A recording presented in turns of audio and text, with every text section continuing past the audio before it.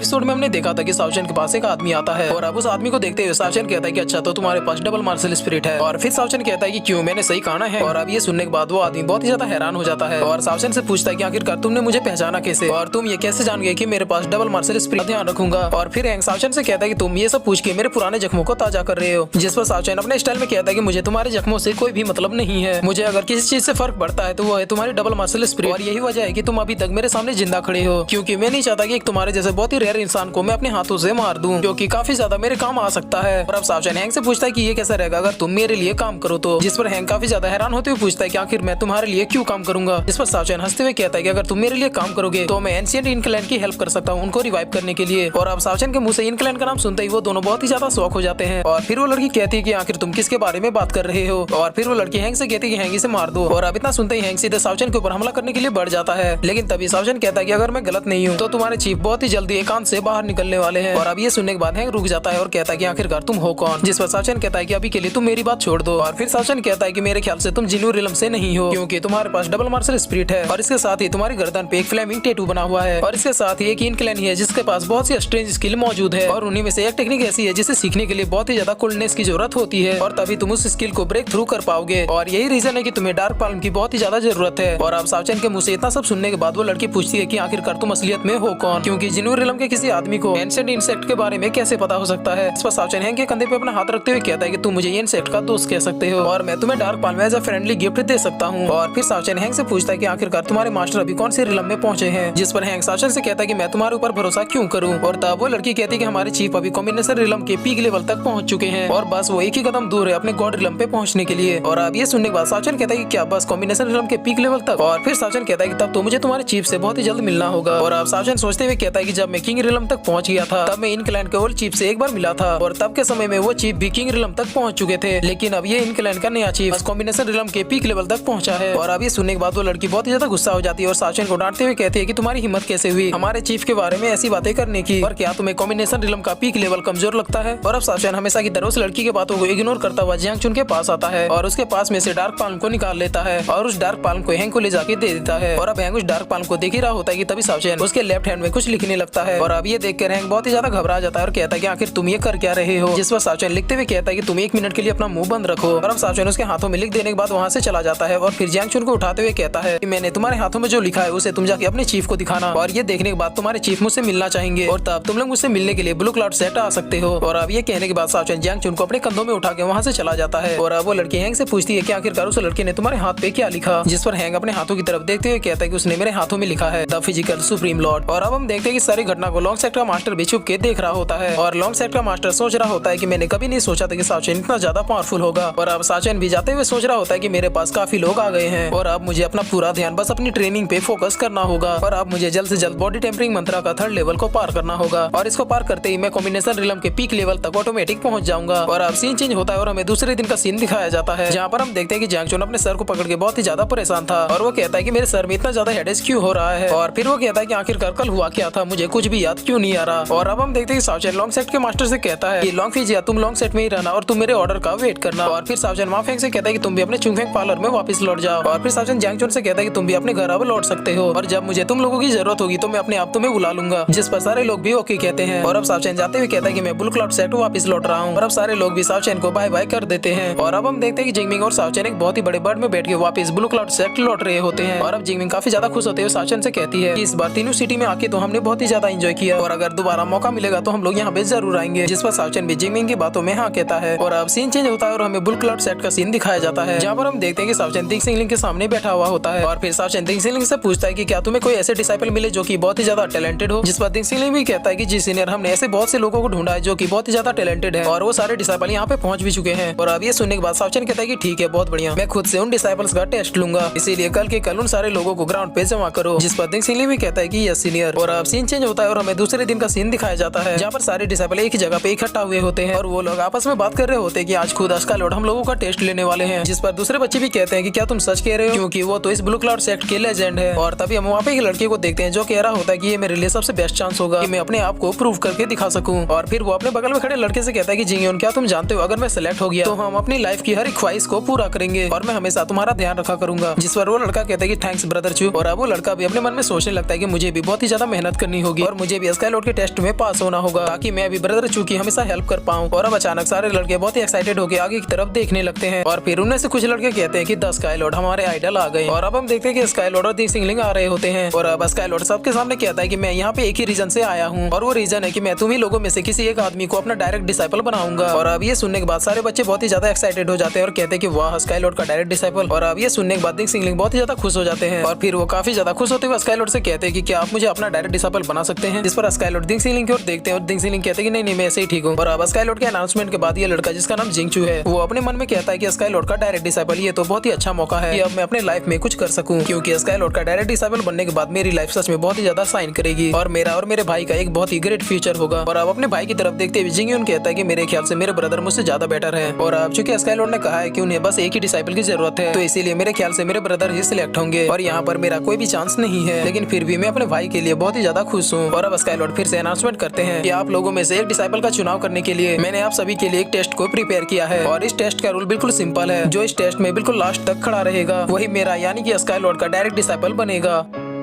और फिर इसी के साथ ये एपिसोड यहीं पे खत्म हो जाता है।